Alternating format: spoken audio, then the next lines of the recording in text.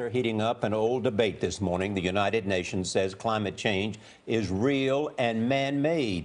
It calls for drastic changes by the end of the century. The UN says without action, there could be irreversible damage. CBS News contributor Michio Kaku is a physics professor at the City University of New York. Professor, good morning. Morning. The significance of this report and what sets it apart?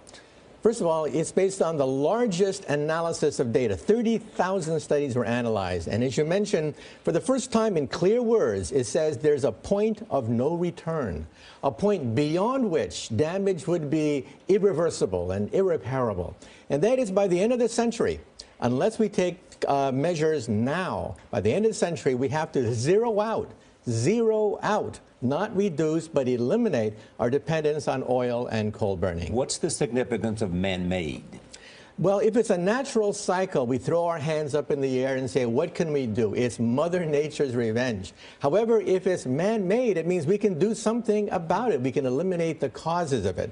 And this report is different from the other ones. It sets now a clear 2100 deadline. Zero out our dependence on fossil fuels. Irreversible damage never sounds like a good thing. What exactly does that mean? Why should we care about this now? Well, we care about it now because food prices are going to rise because of the disruptions to agriculture. Farmers realize that summer is almost a week longer than normal. Insurance rates are going to go up because of flooding in many areas. We see increasing heat spells means more visits to the hospital. And so we're seeing the beginning of it now. Sea levels are rising, temperatures are rising. Alaska and Greenland are beginning to thaw out. And so we're beginning to see the beginning of what could be trillions of dollars in property damage. This is going to be the hottest year on record. What needs to be done to turn back the clock?